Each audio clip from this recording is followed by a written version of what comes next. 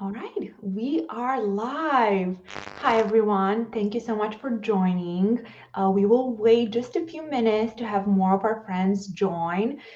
But meanwhile, I know a lot of you already know this because I say it all the time, but on the podcast, I like to invite people that I just love and admire, and I feel like we can all learn from them.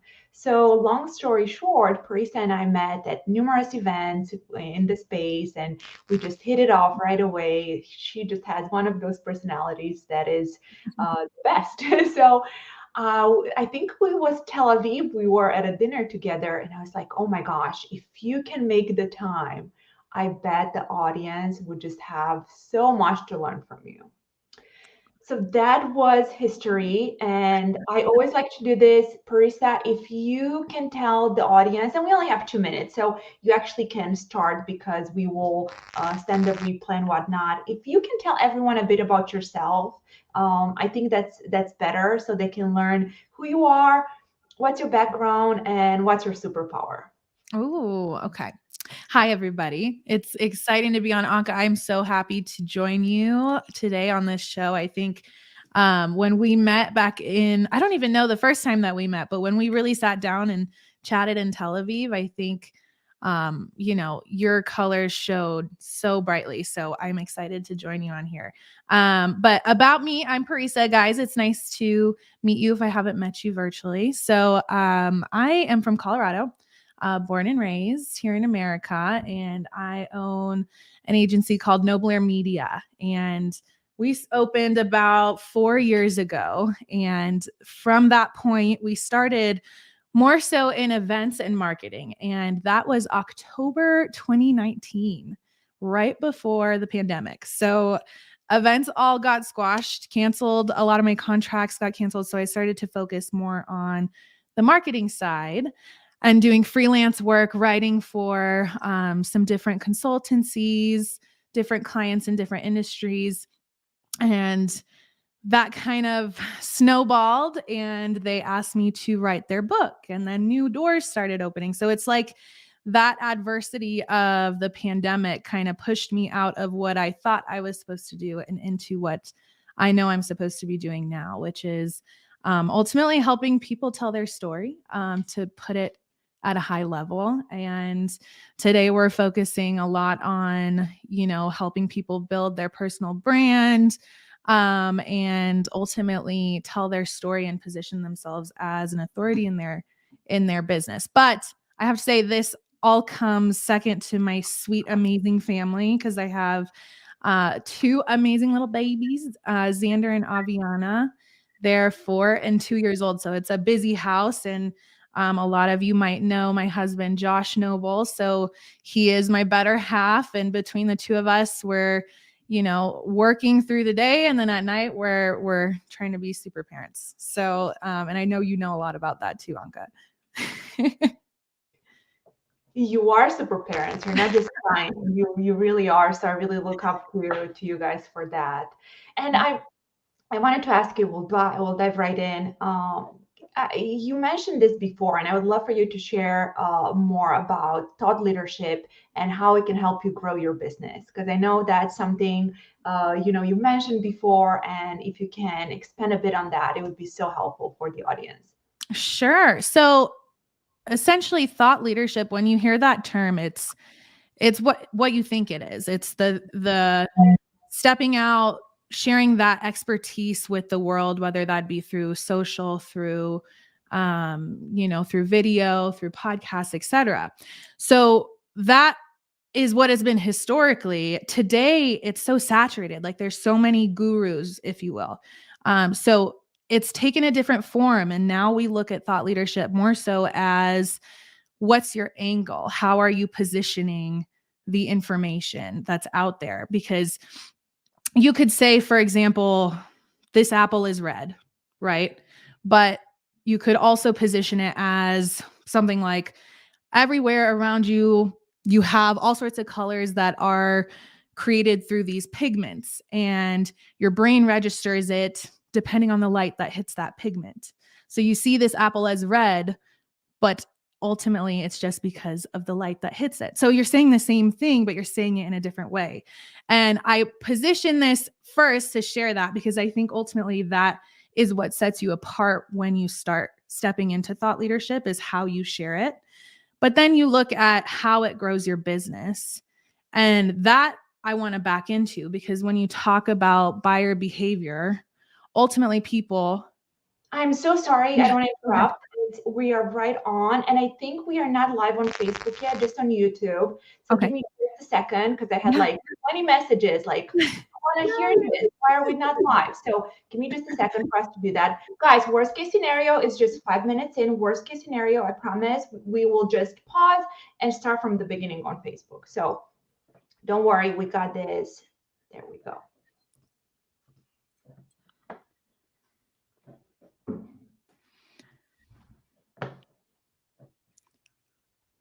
Okay.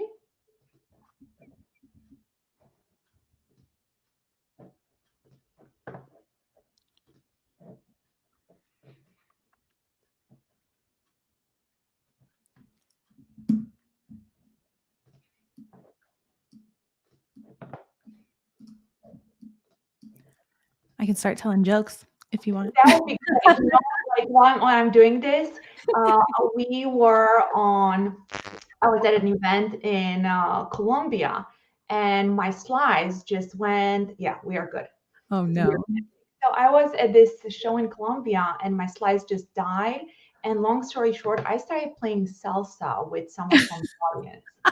True story. Okay, we are good. Thank you guys. I'm sorry about that, but I'm so glad you guys told me because I know a lot of you prefer Facebook over YouTube. So I wanted to make sure we are live in both places. There we go. But now you do have to tell us a joke. I mean, Oh gosh. you're on the spot. No, you're Oh, good. yeah, I only have like silly mom jokes, so I'll spare you. Well, you can give us a good one at the end, but if you don't mind, if you Yeah. could share just one more time what we were saying about thought leadership, Yeah. because for our friends that were here earlier, that's fine. We can just go over that again. Yeah. Super Of good. course. So you asked me, how does thought leadership help you grow your business? I think that's where we were leaving off. Yeah. So I to answer that question, I think it's helpful to start with buyer behavior in general, because people tend to buy, and we all know this, people tend to buy from brands that they know, like, and trust. And that's ultimately why, when you're writing a sales letter for an offer, you're including testimonials, you're including those things that bring credibility to the offer. So there's a way to expedite that. I mean, if you want to build an offer or a business that stands the test of time, it goes with that holistic digital presence. And that's where thought leadership comes in, because when you look at these large, giant companies, they have been able to build a legacy brand over the years with millions and millions of dollars in marketing budgets. And they've created, to this point, when you look at things like Nike or Apple, they've created a brand where when consumers see that brand, they almost see a piece of themselves in the brand. They can identify with that brand and they have that connection. When it's a smaller company, or a less established company, it can still be a large company but less established, that human connection is a little harder to get when it's human to brand. So when you look at thought leadership, it's ultimately bringing a face out of the brand that stands on their own as the thought leader, as the expert, and positions themselves and shares their ideas, educates people on their line of work.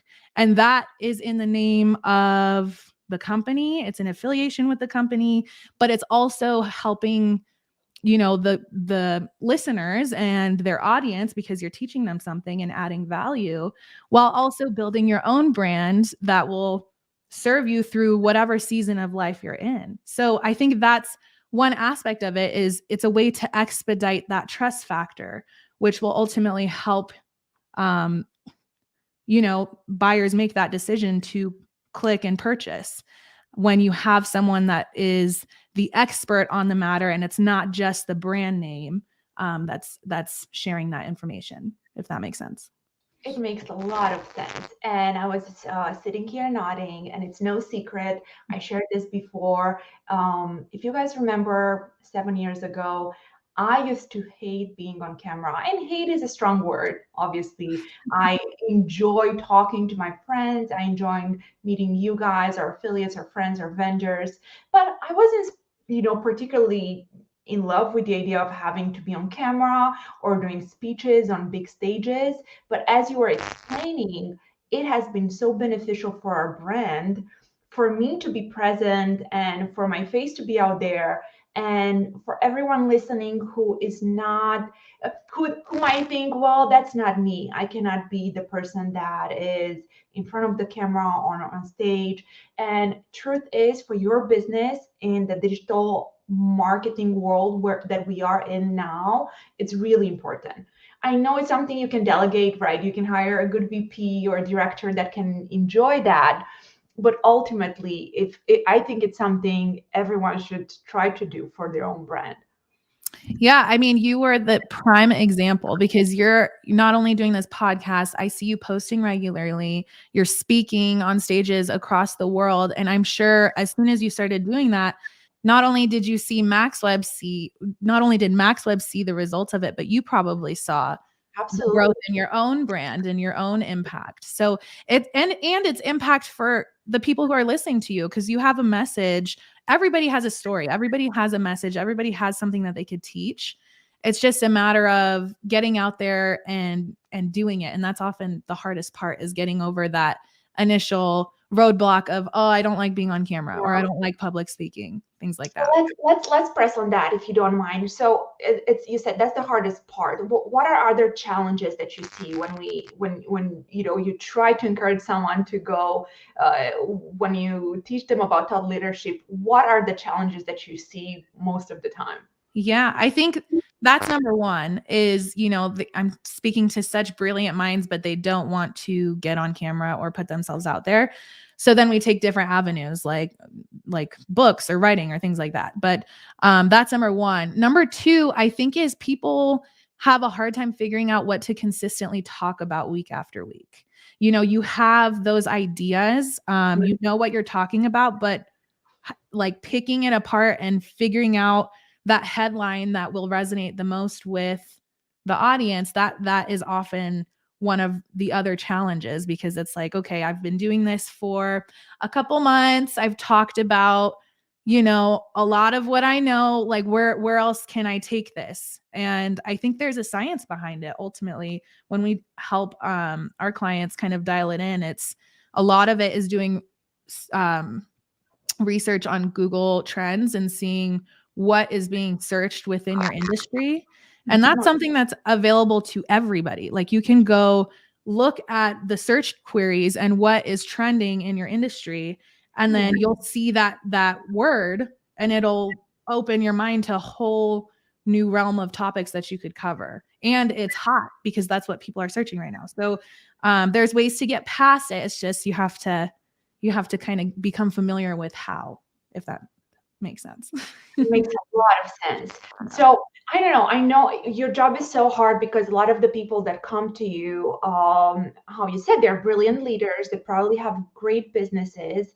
They just, it might sound cheesy, but they probably need to find their own voice, right? Mhm. How Yeah. do you go about it? I know you're going to share your secrets here with us, but how do you go about helping them find their voice? Yeah. Yeah, I think that's another big piece of it too, is because you're sitting on all this information, you know it in your heart that you should share it, but you're like, what do I even how do I say it? What do I say? So your voice is it's something that comes to you over time, and the more you do it, the more you recognize it. But I'll just say this, I'm going to share our whole process ultimately because it's something that everybody can do. Um, and it's easier than you think. And it all comes down to starting at the high level. So our whole process of sitting with somebody to dial in on their voice and dial in on their message and find the theme in their message. So you kind of create that mission statement, if you will, for them is starting at 50,000 feet and clicking record and having just a full-on mastermind conversation just like this together, and we record it and talk about that specific topic, whatever it is their expertise is in, whether it be in the personal development space, if it's in media buying, if it's in business development. It's like, talk about how do you do it? Why do you do it? Why is it important? Just kind of prying.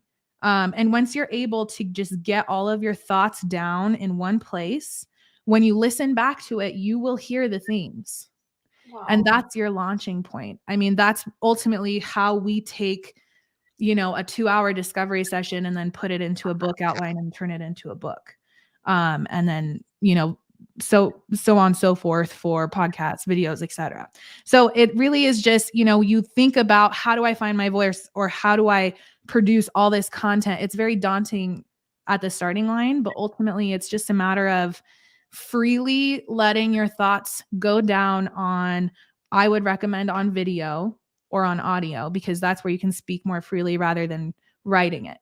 And then listening back to it, and you'll be able to find those themes and ultimately dial in on what your message is, what your, the angle. I mentioned that at the very beginning that we started talking about thought leadership. And I'll kind of brush over it again for our Facebook buddies. But I think thought leadership, historically, it's been step into the limelight, share your thoughts, your perspective, your expertise. But today, since we're in such a guru saturated environment, and it's a great thing, I love gurus, if you can't tell, but We it is can't. saturated. Yeah, it's saturated though. Everybody's out there sharing content. So ultimately, it comes down to your angle. What is the angle, and how are you framing those ideas? That's really what's going to set you apart. So when you listen to that brain dump and find the themes, you'll find the angle as well. So that's our process at a high level. I love it. So most people that come to you guys, do they need help with books, podcasts, or videos? What do you see as a trend for 2023? Good question. A lot of it has been books for us. I think because everyone is after that authority in their market. So when you are able to get that title of best-selling author, it just takes you up a couple notches. And I think we are in the era of authenticity, where people want to know the person, they want to know who you are, and they want to know that you're legitimate, that you have experience, credibility. It's those accolades that kind of position you in that way. So I would say books, for a couple of reasons. One is the authority aspect, but also when you write a book, you're creating like thousands of pieces of content. So it's like a launching point of, starting your blog, starting, ample social media posts that come from that book. You can even transcribe it. You can do so much with it. Use it as a script to start your own YouTube channel, inspire the podcast. I mean, there's just so much there with the book, which is why I think that's what's been trending for our world right now. I love it. Yeah. And uh, let's say someone really wants to build their personal brand, and it can be an affiliate manager. It doesn't have to be a business owner. It can be an affiliate that is, we have so many people with great courses nowadays, right? So if you want to build your personal brand and establish yourself, where do you start? I mean, do you always have them start with that initial call video? Do you give them any other type of homework? Because for some people, it's really hard to be open and say, okay, I'm great at A, B, and C. We have a lot of introverts in this space. Yeah. I think there's a lot of clues in your past jobs, in your past achievements.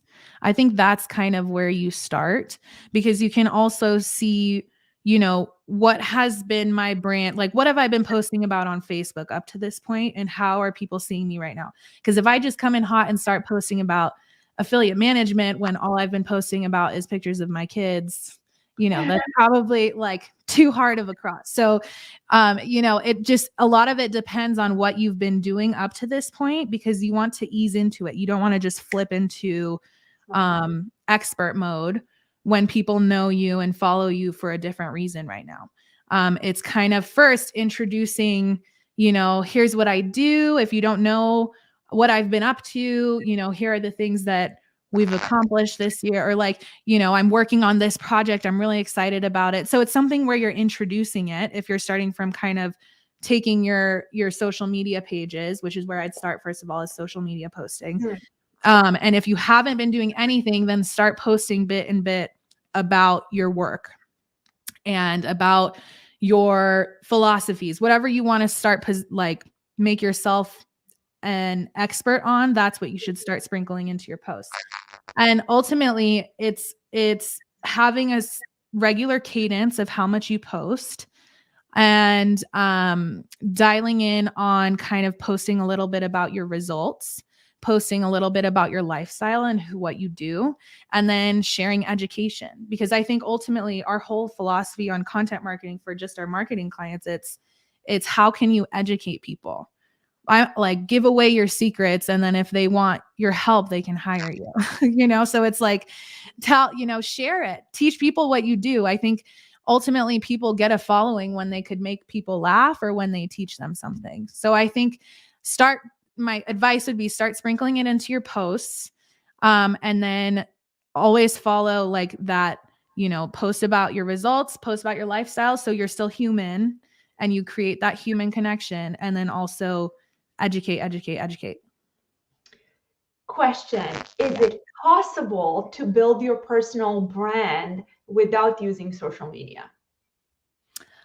Um, I think it's possible because anything is possible in life, right? I think social media is just where a lot of people are, right? So I think it's a catalyst, but you don't need it because you could use your book, you could use your I'm thinking about it as I say this, but I think it depends on what you define as social media too. Because if you're only talking about Facebook, Instagram, TikTok, Mhm. you can use other platforms like podcasting or like YouTube. But if we're also counting those in as social, that's where it's like, okay, you got to have some form of digital. Right. Otherwise, it's almost like if you aren't present on digital, it's like you don't exist these days in business. It's crazy. So, I'd say it's easier to do it through social because that's just low hanging fruit. You all already have it. It's free.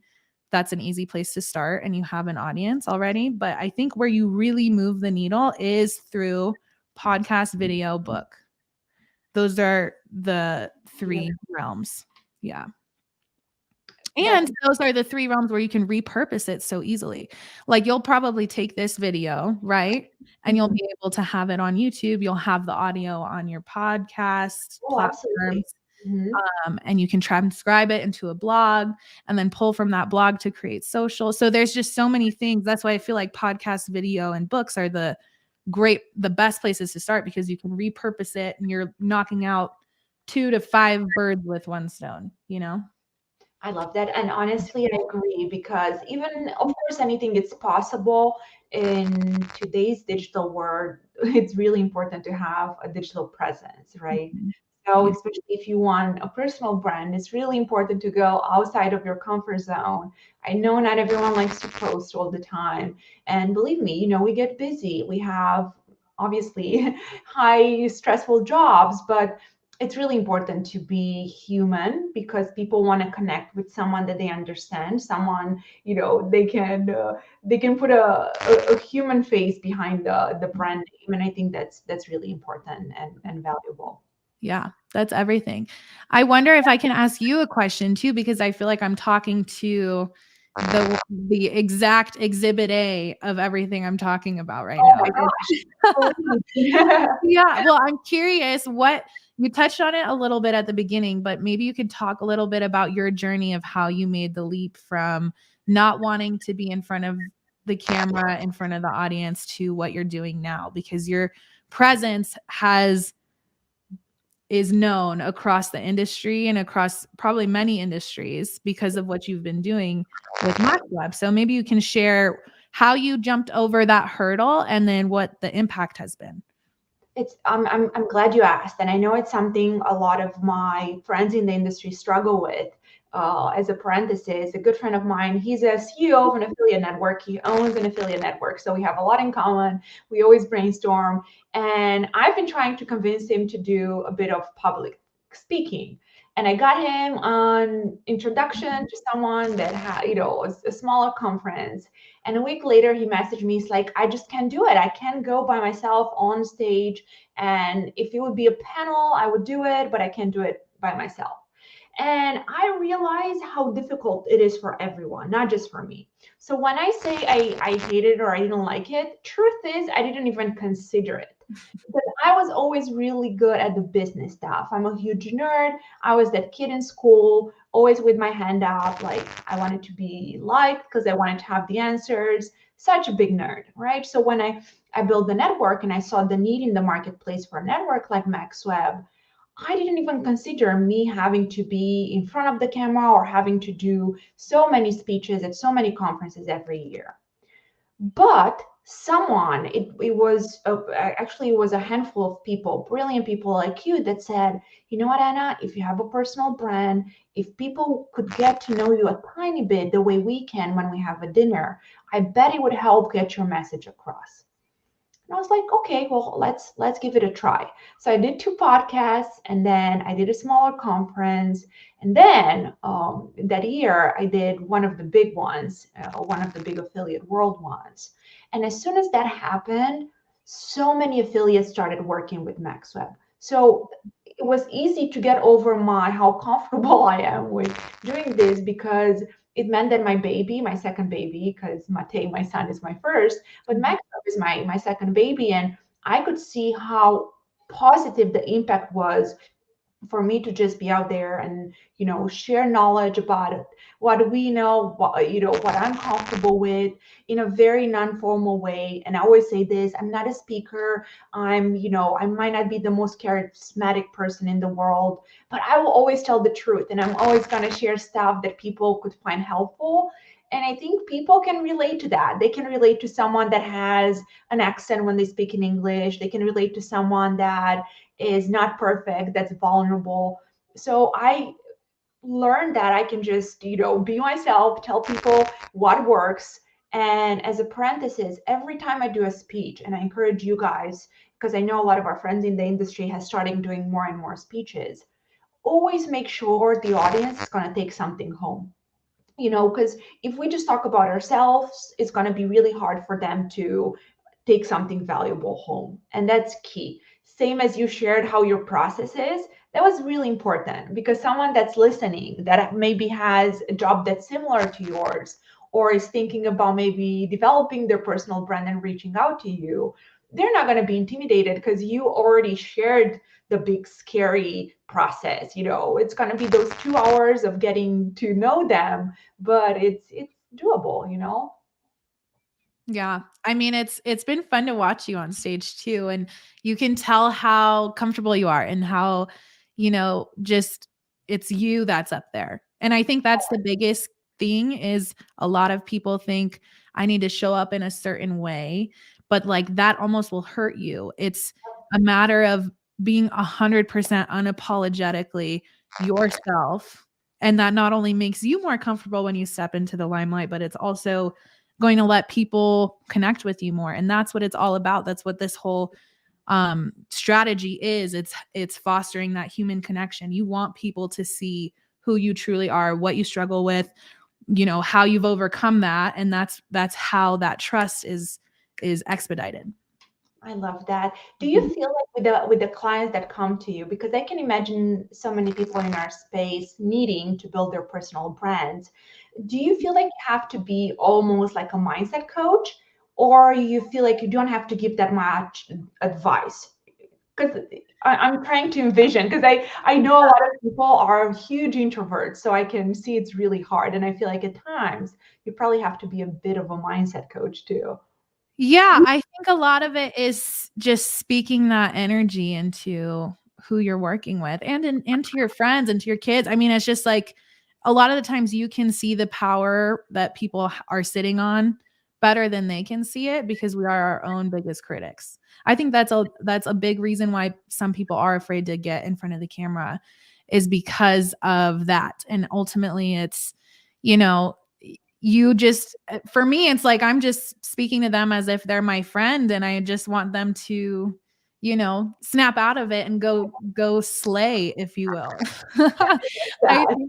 yeah, so I don't mindset coach maybe a little bit. Ultimately, I think it's also equipping them with the tools so that they feel more comfortable. I think that's more of what it is, cuz I definitely try to speak that life into them, of course, but it's also making sure they have, The you know, tool. dialing in on their best way. So I'll give you an example. So for some people, they do better reading a script on a teleprompter. Mm, So we'll write them that script, make sure they like give them tips on how to make it look natural, like voice inflection. So it's not like you're reading script. Other people do better with bullet points. So then we map out the bullet points. So I feel like if you go to the table prepared, those feelings subside a little bit more. And that's more so what I and my team do is like equip them with the tools so that they feel as comfortable as possible. And once they get going, then they ease up and it becomes a little bit easier. that's awesome.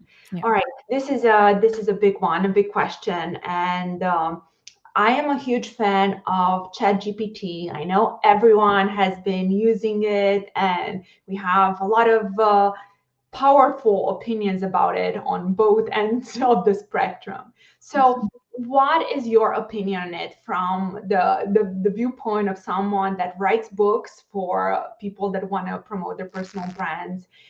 Can you really use artificial intelligence to write a book about yourself or really in general?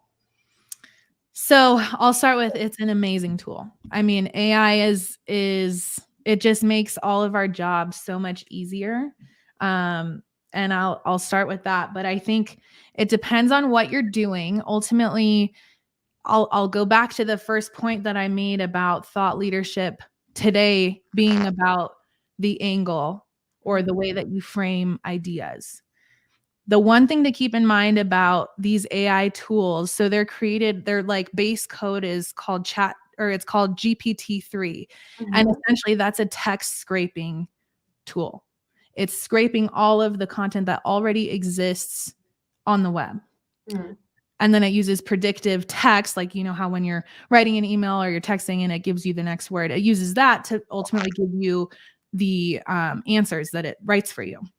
So it's a great tool, but when you start talking about it in the lens of thought leadership, it becomes a slippery slope because yeah, you can absolutely use it to write your content, but you're ultimately regurgitating content that's already out there and you're mm, losing that angle.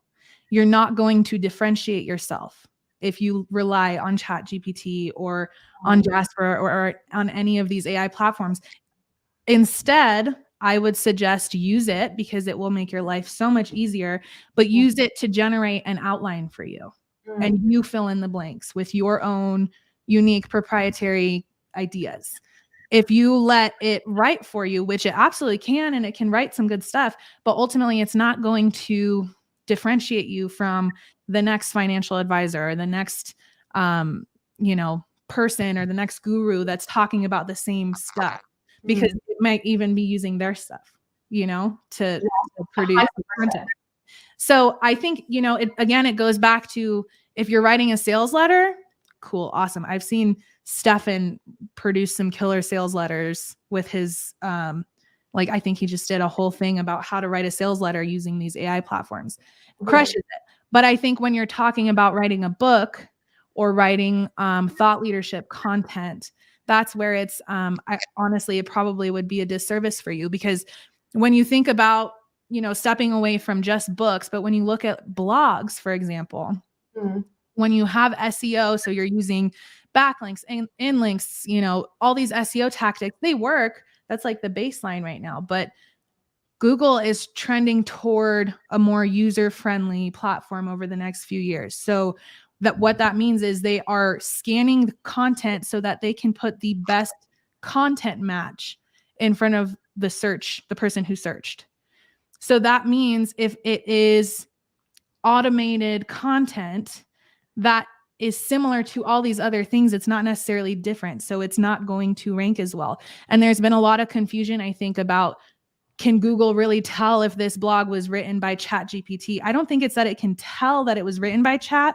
It's the more of the fact that it doesn't have the angle. It doesn't have that new idea, that new fresh, The nuance. novel concept. So a long-winded answer to say it's an amazing tool. Use it. It will make your life so much easier, but it will not deliver ready for you content. You need to go back and edit it, add your own expertise, add your own perspective. And what I would suggest is maybe even only use it as an outline. That's primarily what we do, is like generate an outline and fill in the blanks from there. So it's yours, it's your content. I completely agree. And I actually filmed a MaxWeb moment the other day, and I think it's going to go live next week. And I was talking about ChatGPT a bit because I do love it as a tool. But I said the same thing. Ultimately, it's impossible to just rely on that. And it's such a great tool. But for example, you can use it, and we use it every day to make something that I wrote or something that my team wrote, make it more bubbly. I know it sounds like such a basic thing, but a tool like that is beautiful if English is not your first language. I Yeah. mean, it's different for me because I probably read way more in English than in Romanian. So I usually use ChatGPT to get better Romanian content. But joke aside, it's a great tool if you want to switch up a bit and be more bubbly in your communication. But your own words are going to be the ones that need to be changed. Yeah. So let's say you type a brilliant email, you can use ChatGPT to put it through the ringer and say, can you help me make it a bit more bubbly? And then it's a great tool to help you give, an extra wow to what you've been saying. But when it comes to your personal story, I agree, it would be impossible. And even blogs, I mean, we played with it and we tried. It's not the same. It's not the same. So Yeah. use it. It has beautiful, brilliant ways and applications and prompts that you can use, but ultimately should definitely not be what you give out to your customers as the final product. Just Yeah. I saw someone in our friend group posted something, and I don't remember who it was, but they posted something. The question, what for ChatGPT was, can you tell me about a mammal that is in the ocean and has swimming trunks? And ChatGPT said, no, I can't think of any mammals that are in the ocean and have a bathing suit or swimming trunks. And it actually does, because humans are mammals, right? But the way ChatGPT, they are so practical, they didn't for a second consider that humans are mammals. So that was just a good example, and I was glad I remembered that example, that you can really rely on everything that's on the internet. And Parisa made a great point that it's information that's pulled already from the internet. It's not someone sitting there behind the computer giving you brilliant new information that you've never read. Right. Well, and that exactly leads to another conversation around plagiarism too. Like when you write, if you fully rely on ChatGPT to write a book for you, which it can now, because I think the new one that they just came out with can do 25,000 words. Yep. But that, again, it's scraping content from the entire web. So you will have to put it into a plagiarism checker. Otherwise, if you publish a book and are selling it for profit, you could find yourself in some muddy waters that you wouldn't have expected. So it's just things to keep in mind as this new technology comes and evolves so quickly. It's crazy to watch. I agree, and it's beautiful, guys, and you should definitely use it. We use it every single day here at MaxWeb, and I'm so proud about having something that can help us, but it's never going to replace our beautiful brains. On the contrary, it's just a tool. It's something to assist us on the day-to-day beautiful joys of work. Yeah, it's interesting because, like, you think back to, this is before my time, but in the 70s when computers came out, everybody was so afraid that computers would take their jobs. But it created an entire new sector that, the IT sector. So it's just right now it looks, okay, there's robots. That's crazy. but I don't think anything to an extent it will replace some people's jobs, sure, but I think it will make people evolve to have a new skill set and manage it, manage the software, become a prompt engineer, if you will. So I think ultimately, humans have this creative energy that can't necessarily be taught to a robot, and we have the proprietary ideas that are our own and placed on our hearts for a reason to share them, and I think only you can share them. Only you have those ideas and those perspectives. So like you said, leverage it as a tool. It's an amazing tool. We've been using AI since we started. And I think the reason why it's caught so much wind is because ChatGPT is the first platform that's become available for consumers, just Yeah. like Google. Before that, it's all been kind of B2B. So that's, I think, why there's so much, wind at its back right now. And it's only going to grow. So we'll see what the future holds. I love it. All right. Mhm. So wow, the time just flew by. We usually like to keep them short and sweet so people can, listen to the content. But now you're on the spot, you're here live, so you cannot say no. If someone in the audience, if our Facebook, friends, if our MaxUp community reaches out and they want to maybe, write a book about themselves, create a video or a podcast, can they reach out to you? Oh, of course.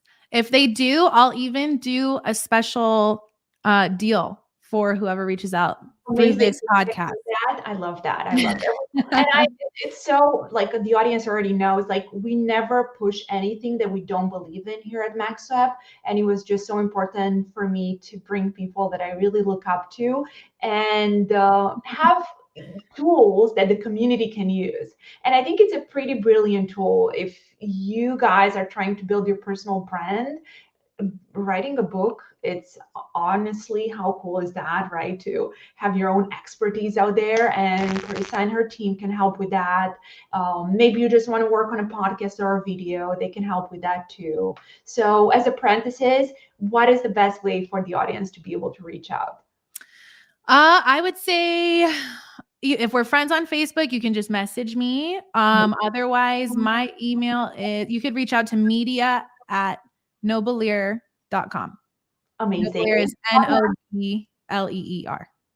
If you don't mind, we're going to put that in the comment section so Yes. that anyone who's watching this, it's going to be on YouTube and Facebook. We'll put that in the comments, and just make sure you say you're a MaxWeb, partner, and then the team will take good care of you. Yes, All right. absolutely.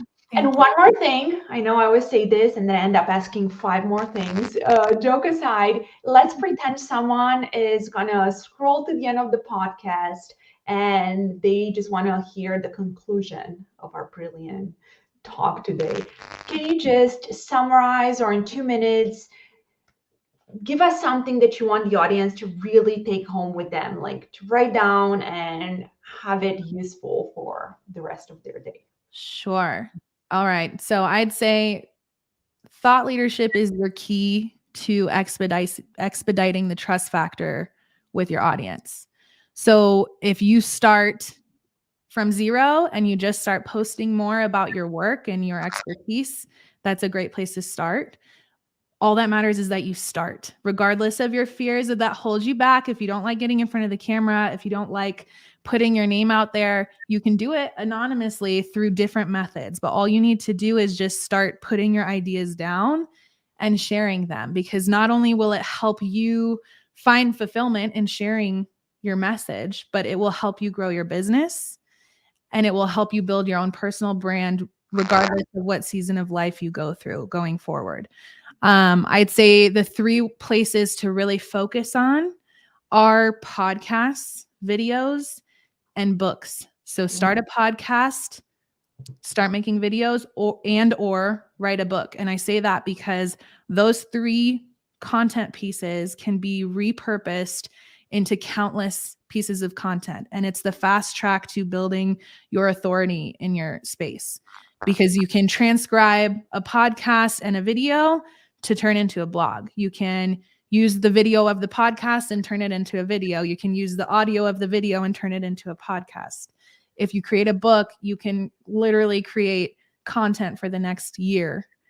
So those are your 3 launching points if you're really serious about it, is to do one of those things, because then it makes the rest of it very simple. So whether you start there or you simply start posting more on social media, share what you know. I think not only will it be beneficial to you, the company you work with, but it's also something that will bring you joy and fulfillment as well.